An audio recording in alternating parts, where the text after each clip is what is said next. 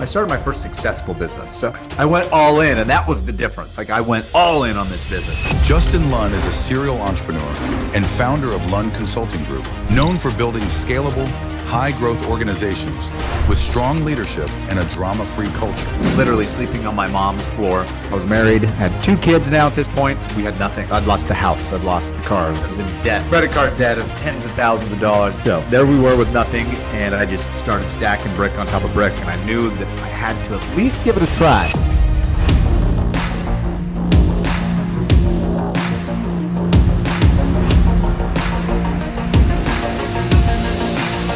What's up, everybody? This is Ryan Van Ornum back with another edition of the Scaling Up Success podcast, brought to you today by Cynergists. It is your scalable operations company that helps you grow exponentially faster at a fraction of the cost. Go check out Cynergist.com for more information.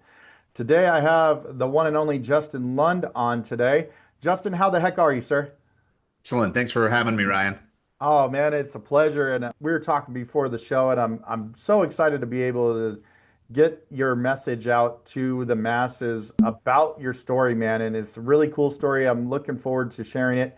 Let's just dive into it, man. Like, you built numerous businesses along the way, had your ups and downs. Just take us from the beginning, man. Okay, sure. And let me know if I go too far off the rails here, because I can. There's 25 years to unpack, but I'll try to give you the highlights in it. Well, Yeah. and the low points too. There's some pretty good low points Yeah. that are definitely part of what shaped me and in my journey. So starting about 25 years ago, found out that my girlfriend at the time was pregnant, and that accelerated some of our marriage plans. And I was working in a sales environment, a sales floor, to pay for college, and I was putting myself through college at the time. And so, yeah, speeding up some of those plans as a young man. I was 22 years old, I think. So I knew everything, had it all figured out. I was dialed. Don't we all do at that time? Yeah. She really wanted some stability, and this is just this clarity I sure as hell didn't have then, Ryan. But in hindsight, I kind of look back and could put the pieces together. A big important thing for her was just feeling, having a baby.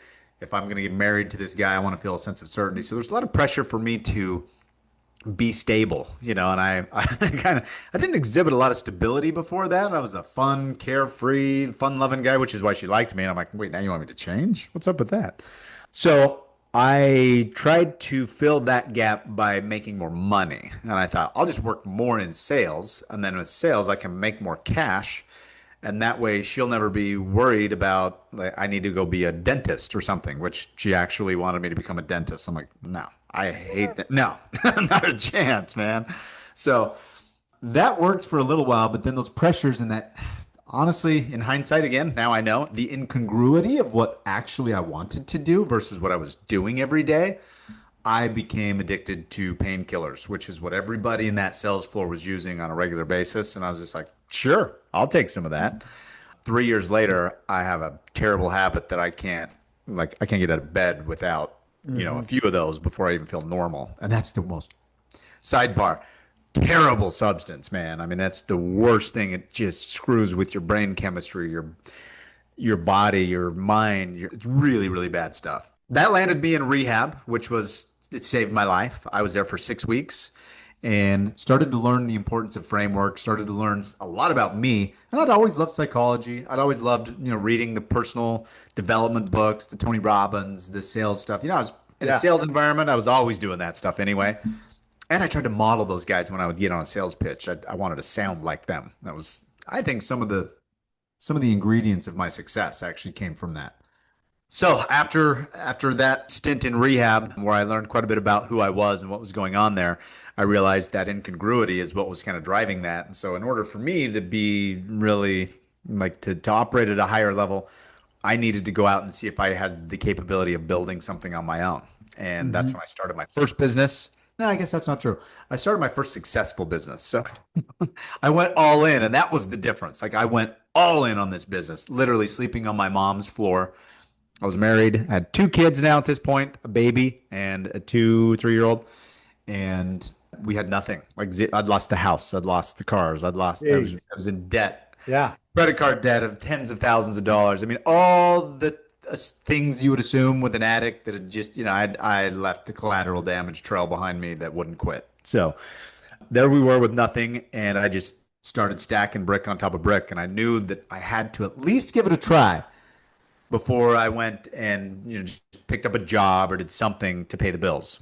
Yeah. So after about 8 or 9 months living in those conditions, where my wife literally just wanted to kill me some days, like she's trying to go bag groceries at a Walmart so that she can make $9 an hour so that I can keep going to a business, like working on a business that's made us $0 in 6 months. I mean, she was pissed. Yeah. It Yeah. was not good.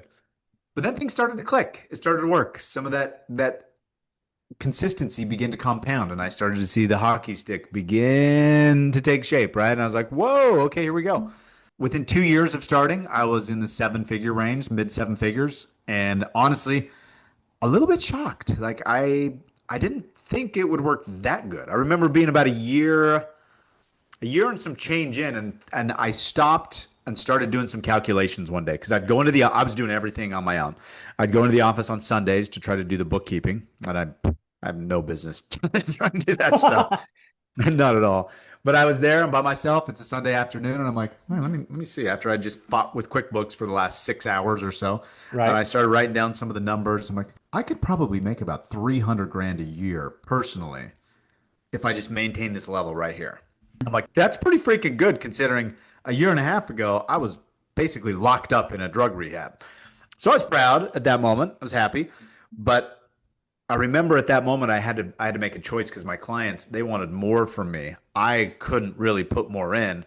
And now I've got our third child on the way. And I'm thinking, okay, I've been gone a lot. I'm working 20 hours some days. I'm working every Saturday. I'm working every Sunday. Yeah.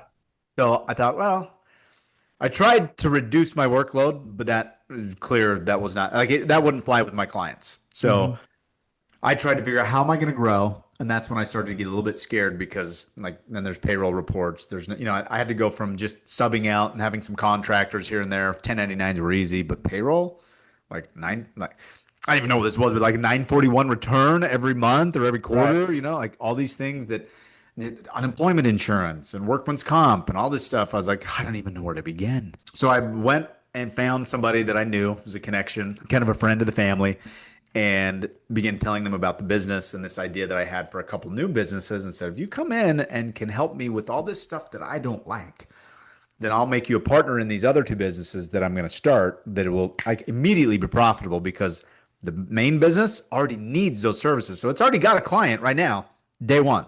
Yeah. It's like, all right, cool. Over the next year and a half, we grew from that to 98 employees. We started eyeballing 2 years later, nine figures. I mean, we're sniffing nine figures. We're right up there between all the entities. Our main entity was like 47 or $52 million, and then we had 10 or 12 in here, 10 or Hmm. 12 over there. And it was going great until yeah. But I will say, Ryan, that during that process, I built a wall right here. You're Yeah. laughing. You probably know where I'm going here. Like Yep. that wall was everything that had to do with administrative stuff, with payroll, with accounting, with numbers. I was like, no, just keep that over there. I'm going to stay over here in my lane. And I was really good in my lane. That's what was bringing in all this revenue. But while I wasn't looking, while I refused to look, I mean, even if somebody tapped me on the shoulder and said, "Hey, check out this," I'd be like, "Whoa, no, hey, whoa, just take it to those guys. I gotta go." Yeah. I put my head in the sand, and while it was in the sand, lots of cash was wiped off the balance sheet, unbeknownst to me. And we found out that over the following years, as that kind of blew up, I had to go digging through all of the rubble of that for the next 4.5 years, litigating to find out what was going on, where the money went, what was filed in tax returns, and try to piece everything back together. So, as I've told the story a couple times in the last month or two, I've just thought, isn't that ironic that everything that I put this wall up, and then everything over here that I never wanted to look at is the only thing I looked at for the next 4.5 years for Yeah. in a painfully like precise way, you know? So that's kind of what landed me to where I'm sort of at now. Like in the midst of that lawsuit and going through and refiling tax returns for all those previous years, I had a friend call and say, "Could you help me do payroll? I want to set up a new company and I don't know how to do that." And I was like, "Shit, that sounds like me." 7 years ago, 5 years, whatever. And I said, yeah, okay, we could probably figure that out, no problem. Accidentally, from that call, literally within 12 months, we had over 50 clients just from she told her friends and then they told their friends. We had a restaurant in Manhattan all the way to a tourism company in Maui and 48 others in between. Nice. Like it was we so it was something that just grew, and we still didn't have a website or even a company name. We were just doing it under some holding company name. Wow. But it was fun, like we were helping solve a real problem, a need, and I got to work with the owners of the businesses and the founders with some of their mindsets that were keeping them. They were trying to build the same wall. I'm like, don't do that. Right. So many times, like, and you work in the business coaching side now, right? So Yeah. like Yep. one of the things that I see all the time with business owners and what we talk about is like, dude, you need to rewrite your job description. Get your ass out of the stuff that like you can't hide your head in the sand, but you got to Yeah. rewrite your job description that somebody else can actually do that better than you, you You know? got it. And then being able to like actually like I mean I've read the book Buy Back Your Time, like Oh yeah. it's very yeah pertinent to understand like yeah give that to somebody that's way better than you, like and Correct. why would I spend like I don't know if I'm making say $1,000 an hour, why would I spend $50 an hour doing that, like a $50 an hour job? That doesn't make any Correct. sense. Correct. So that's something that I did with another client. So, and yes, we do. I do business coaching now. We used to do a lot of that admin and bookkeeping stuff, and then Yeah. in the last year, I've separated those because as much as I love helping people with the mindset around that stuff and some of the blockers, Right. you'll never see me jumping into an Excel spreadsheet to party. You know what I mean? Like that's just not my sandbox to go play in. But thankfully, it is other people's. Like you said, there's people out there, and there's people that work for me. That literally, if I say, "Hey, let's plan a company barbecue," they'll immediately turn around and open up an Excel spreadsheet, and I'm like, What is wrong with you? Like, what? I'm talking about barbecues, and you're talking about spreadsheets. How the hell?" But honestly, I'm very grateful that there are people that do that because that is their lane. They do like that stuff, but it's fascinating. I definitely love that. But working with the business coaching side and separating those things, it does give me that opportunity to really get into some of the mindset stuff. And that's one area that I like to go with one of these clients that just you kind of triggered a memory that she couldn't let go of all the details, right? She had 7 employees and she was pretty much doing all their jobs, at least to some degree. Some of them almost all of it, and some just a little bit of it. So she's always broke. She can't make payroll sometimes, and just chaos. And she couldn't let go after several sessions. She was like, well, it needs to be done right. And that was the unlock when we figured out like what her time was actually worth. So figuring out her time based on gross margin, we could see that she is the revenue director. Nobody else is bringing in revenue, just her. So Yeah. everything else is like a support role. So it's okay. Let's take gross margin. We'll see what's on the books. We'll take the cost of goods sold, take that out. Gross margin divided by the 2,080 hours in a work year. How much is your time actually worth? And it was a little north of $400. And she was like, wait, do that math again? I'm like, yeah. Okay. Your time times 400. See how that equals the top line here on gross margin? She's like, holy shit. Yeah. So you're telling, and immediately, like, it just unlocked. So I'm like, so when you spent 6 hours at the office Saturday cleaning it, like, let's do that math. Six, and she's like, don't even finish the, don't. Like, Right. she was kind of sick because she's realizing I'm paying these people. So now it's like you can pull $10,000 levers. If you're the founder, that's often the value of the levers that you can. Sometimes they're $100,000 levers, they're $500 levers, right? Yeah. Or you can get caught and trapped pulling $10 levers. So Right. if you're spending half your time pulling these levers that are $10 levers, you're cooked right away. Like you're just never going to be able to scale. And that's why founders that come talk to me, they're like, man, I've just been hitting this ceiling. I've been hitting this level where for the last 3 years, I've never been able to bust through X, whatever it is. And 99 out of 100 times, Ryan, it's because of that. So that's what I find once I start digging into their situation. Man, I love that. Hey, one of the things that I find so interesting, and especially in your area of expertise, is like the industry trends, like utilizing many different options and like variables, whether it's like AI or like numerous different opportunities to help business owners really succeed. Like, how do you stay in front of like those industry trends? So like you're always like continuing to improve their conversations with them when you're coaching them. Well, I make that a part of that's a great question. Probably one I've never been asked, to be honest. So the touche. One of the things that I have on my goal sheet, I look at my goals at least 3 times a day. Usually it's closer to like 6 or 8. And one of those, and then I have a list of standards that correlates to those goals. So one of my goals is to be world class at what I do. And then there's some other measurements in there that I can really hold, like specific, measurable, attainable, relevant, time bound, the whole SMART goal formula. Yeah, yeah. But the standard that I have equated to that goal is to spend a minimum of 90 minutes a week working within AI to find. So that's one of them. So I mean, that's binary, right? It's either I spent the time last week or I didn't. And so I grade at the end of every week. I go through a little process, just a quick review of my week. I work with my assistant on some of it to see like what did I do?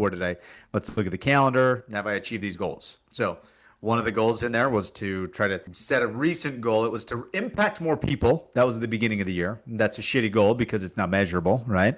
So just last month we got serious and defined like we want over the next year now, 2026, to reach 50,000 business owners. It's like, well, in order to do that, I can't call them all. That's just, I mean, one to one isn't going to work. So we got to do Right. group stuff. We have to do more of what we're doing here, Ryan. Like Yeah. I gotta get on camera and overcome any fears or blocks that I have around that.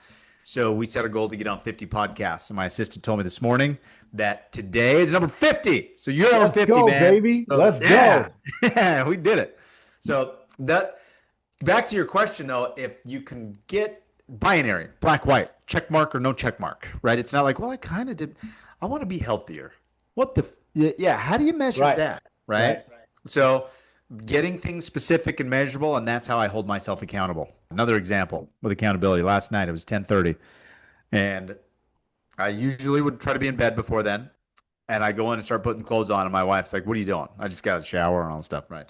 And she's like, "What are you doing?" I'm like, "I gotta go get some steps in." She's like, "Don't do it," because I set a standard, went a little crazy on a trip, but I've got a standard of 20,000 steps a day, and Woo! it's 10:30. That's a lot, man. That's a lot. Yeah. So it's 10:30, 10:40, and she's like, "You also need sleep," and I'm like, "Yeah, no shit. I really want to go to sleep right now, but." It's not what I want to do and it's not how I feel. It's what will I feel like tomorrow if I make this excuse, what else will I excuse? So there's a difference between like a pipe dream and like, oh, that'll be nice and a standard. So I It's made it kind of to like the 20,000. difference between working on motivation versus working on with discipline. Like as a Yeah. business owner, like I can be motivated to make a certain amount of money, to have a certain amount of clients, but if I have the discipline to lead generate, I have the discipline to put the processes in place, they're actually gonna take hold. Like Right. motivation's like my roller coaster or like business people's roller coasters a lot of times. Mhm. They're fun to ride on, but damn it, those valleys suck a whole lot more compared to if you just have discipline that kind of evens it all out. Would you agree? Yeah, absolutely. And so back to your question, like how do I stay ahead to make sure that we're not getting left behind? Yeah, It's you can't rely on motivation or you can't rely on just like when I get to it, right? Or that's right. why I brought up these two stories because if I would have just I mean at 10:30, it's not based on motivation. I did not want to fucking leave the house. That's for Yep. sure. You know, Yep. not even close. It was about like, oh man, I made this commitment. I said I was going to do it for 2 weeks all day, and this is day number 7, and I can't. You know, there's been other days I haven't wanted to either. So I need to do better at either what I make commitments for or what I do earlier in the day so it's not 10:30 and I'm still behind. You know, those are other choices, but I'm not going to learn that by saying like, "No, I'll get to it tomorrow." And you got to practice that discipline too. It's not something that comes easy. Like I mean, if you ever try to stay on like a workout routine, like you're talking about, like if I want to do 75 hard, it's not it's called 75 hard for a freaking reason. Like it Yeah, sucks. Like you got to stay with it. You got to do every little piece of it. So for sure. I love that, man. Hey, one of the things that we do on this podcast is like it's always great to learn about a person's business. It's great to learn about like what they came from. But one of the things that I like to do is a little bit of a personal side and a little rapid fire action. You down for it? Yeah, let's party.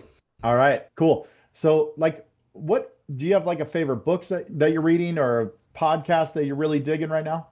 Hmm. Favorite book is hard. I love to read, and I like tie my reading to my treadmill so that I can kind of it's a forcing function. Yeah, Because if I'm reading a good book, then I kind of want to be on there more, which is sure. good. Let's see. Right now, I'm reading The Talent Code, which is Oh, interesting. Talent Code by Coyle, I think, is the author. He did another book a while ago called The Culture Code, which I read several years ago.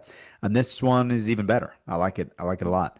But I like to go back to some of the classics. I mean, I've read like Think and Grow Rich a number of yep, times. yep, I go to How to Win Friends and Influence People. yep. That one continually teaches. It's fun and easy to read, and it continually teaches me. I've probably read that 25 times in the last 10 to 20 years. Nice. Yeah, just that vein. That's where I like to stay because I love putting things, and it's actually something I do with my clients when I coach is encouraging them to bring in outside input because if we're just living in our head, and this even ties into your last question about how to stay ahead of things. Yeah, With me, it's in my calendar. Like when I yep. need to reset stuff, I go with my assistant and say, this needs to be in my calendar. It's priority two. So if there's a priority one, it trumps two, we go four or five priorities. And then if we run out of space, it's like, well, tough shit. Seven doesn't get to show up. You know what I mean? I dig it, man. I dig it. Very cool. Well, appreciate the answer. What do you got for like a bucket list travel spot? Oh boy. I don't know if I have any. I've been pretty blessed. I lived on the go for about 2 years with my family. Hmm. We went to Hawaii, then we traveled Europe but with no plans. We went to Europe with a 2-night Airbnb reservation. We stayed for 4 months and we bought a train ticket and we just went wherever we went. We found a cool place. We'd be like, let's see if we can extend. If there was another, if we didn't like it, we're like, let's get the hell out of here. That was pretty cool with That's my kid. I awesome. mean, I had 4 kids. They were from 5 years old to like 16, 15, maybe. So that was a fun experiment. Where I would want to go now, probably somewhere like that. I haven't done a lot of South America stuff. Maybe check out some of the ruins up there in the mountains. Nice. A little Machu Picchu action. Yeah, there we go. I was not losing. I was losing the word. I have never been there, so I'd like to check out some of that. But I love the beach. I love Australia too. We did another trip to Australia right after that trip. We were there for a few weeks. That was surprisingly just awesome. I thought, man, I Very could live cool. here. So yeah, Awesome, man. Like, what are you drinking? Like coffee, tea, soda, energy drinks, water? used to drink coffee. Don't drink it anymore. Water, some electrolytes, and I do like some pre-workout sort of caffeine mixes that I do. That sometimes the caffeine's higher, sometimes it's lower. I just kind of ebb and flow through that. But yeah, that's one of these right now. There So you go. I love it, man. Are you an early bird or a night owl? used to be a night owl. Now I'm an early bird. Very cool. If you had one historical figure to have dinner with, living or deceased, who would it be? Ooh, I'd probably say Jesus if I could pick. Like that would be my first one. If we stayed out of that realm, it would probably like a Napoleon Hill. Like he Interesting. fascinates me with all his research and all the work that he did. So yeah, there's two for you. Very cool. If you had a superpower, just one, what superpower would you have? Damn. Probably just unlimited amounts of energy. No sleep. Like if I didn't need Dude, you sleep. already have that, bro. That's true. All right. All right. I need to look at it more that way. In fact, I was in a gym class yesterday and the trainer said I never tell myself I'm tired. I'm like, I gotta say that. I got to adopt that because sometimes it's just like I just want to lay down. Sometimes, you know. I dig it, man. I dig it. What's bumping on that workout playlist of yours? Oh, okay. This is not exciting. Not very bumpy, but what I listen to is YouTube. I love listening to like a lot of the AI stuff on YouTube that people are just remixing AI voices of like Napoleon Hill and Yeah, Earl Nightingale. I've been listening to Neil Dingra lately, and then I like turning that on more than no net time added, right? Like I can get two sure. things going at once, and Yeah, when I'm in the middle of a set, I may not be listening too tight, too intensely, but yeah, I like to use that time to fill my mind with some of those things. very cool. Last question is like, do you have like your go-to cheat meal? Cheat meal. Yeah, cheat So meal. like that I'm not healthy necessarily, you're saying? Yeah, Like yeah, not healthy. I think one of the ones I probably miss eating the most is pizza. So that was one that I went off the rails with last week, 2 weeks Yeah. ago or whenever I was traveling. Yeah, like The Like that's Rock has like he has like 10 pancakes stacked up and all kinds of crazy ooh, shit. So okay. like Yeah, if pizza's your thing, if it's your jam, dude, pizza's the thing. Breakfast food is pretty damn good too, like waffles and stuff like that. Yeah, that's pretty dynamite. Yeah, but otherwise, I'm pretty boring. So because I track everything, like I Sure. wanted to get in shape this year, so I measure everything. I pre-package it, and actually, like it's all right here in this box. Yes. I love it, man. There's 2,100 calories in that box, and that's what I eat every single day. And a lot of it is pretty repetitive because it makes it easier to track. But Yeah. that's one thing that I. Well, no. What other questions you got? I'm just saying the Yetis for the win right there, bro. Good job. Well, you made it through the rapid fire section, man. Okay, Congratulations. Well done. I got a awesome, couple questions before we wrap up, okay?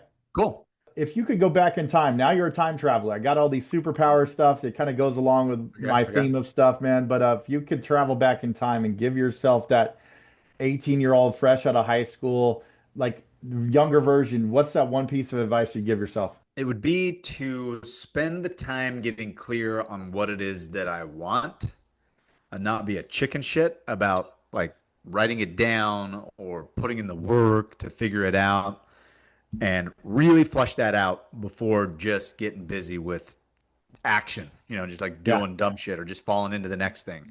Because when I've figured out how to get clear, then I can get leverage. And when I get leverage, I can run fast. And when I run fast, like that just what let me tell you about the Yeti box. Okay. So I got clear on what I wanted to get in shape. And when I got clear on that, I realized I got to measure things. And I have a whole process. I break down how to set a goal, how to get the resources and the standards and everything. So I'm following my own process and I'm putting everything in there. And I'm like, okay, I gotta do meal prep, right? I did meal prep for 2 or 3 days and I'm like, this fucking sucks so bad. I yes, was getting pissed. yeah, Like 2.5 hours in, and I'm like, this is so much bullshit. I can't. No, I won't. And I'm like, what am I doing? I grabbed a tripod. There's $6 at Walmart. I threw my phone on it, and I just did the meal prep. Talked my way out. I spoke out loud while I was doing it. And then I put that into a playbook and I came to the office the next day and I asked one of my guys, I'm like, hey, will you put an ad on Facebook? I needed a helper in the house, like 15, $20 an hour. Somebody to come over like 2, 3 hours a week, maybe twice, 2, 3 hours a visit, maybe 2, 3 times a week. yeah, Found somebody out of college. They were coming over. It was like 100 and just a little over $100 a week. All my food in little boxes, right? They come over. So that's leverage. So what I'm saying is I would have told my dumb ass, like, get clear on what you want because then you start unlocking other resources because there are other people that have done this. yes, And I would have never thought about that before. I would just would have been like, this is hard. I'm going to eat Chick-fil-A. And right, like I give up. So there's ways that you can get leverage that now with my experience, that's why I went to the tripod. I'm like, what am I doing? This is yeah, stupid. I can get leverage on this. And this is where it even gets better. So not only have I been eating boxed up meals that are pretty good, but they're definitely healthy and it's easy. I also, when she comes over, it's like, the floor was a little dirty last time when you left. Would you just mind like maybe mopping? Right?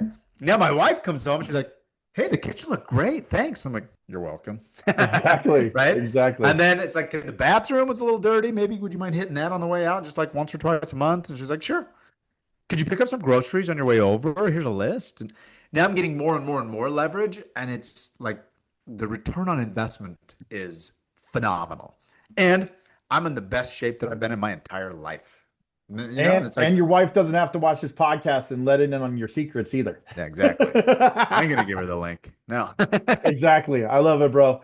Awesome, man. Well, last question before we wrap up is like, dude, now that you've built this, you understand the leverage piece. Where do you see yourself in like 5 years? Bigger stages and more impact. So again, my goal is to hit 50,000 business owners and to share with them how to make an impact in their life. And a lot of that really just comes down to knowing what your time is worth.